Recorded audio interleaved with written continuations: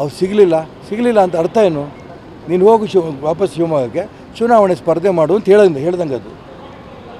ಹಾಗಾಗಿ ನಾನು ಚುನಾವಣೆ ಸ್ಪರ್ಧೆ ಮಾಡೋದಕ್ಕೆ ಈ ದೆಹಲಿಯ ಯಾತ್ರೆ ನನಗೊಂದು ಭಗವಂತ ಕೊಟ್ಟಂಥ ವರ ಅಂತ ಭಾವಿಸ್ತೀನಿ. ನಾನು ಚುನಾವಣೆ ಸ್ಪರ್ಧೆ ಮಾಡ್ತೀನಿ.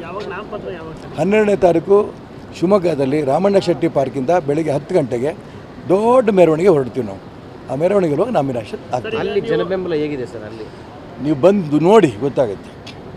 ಎಲ್ಲರೂ ಹೇಳೋದು ಒಂದೇ, ಹಿಂದುತ್ವದ ಪರ ಹೋರಾಟ ಮಾಡ್ತಿದ್ದಾರೆ ಒಂದು, ಇವ್ರಿಗೆ ಅನ್ಯಾಯ ಆಗಿದೆ ಇನ್ನೊಂದು. ಈ ರೀತಿ ಕರ್ನಾಟಕ ರಾಜ್ಯದಲ್ಲಿ ಒಂದು ಕುಟುಂಬ ರಾಜಕಾರಣ ಯಾವುದೇ ಕಾರಣಕ್ಕೂ ಇರಬಾರ್ದು. ಈ ಎಲ್ಲ ಅಂಶಗಳು ಸಾಮಾನ್ಯ ಜನ ಮಾತಾಡ್ತಿದ್ದಾರೆ.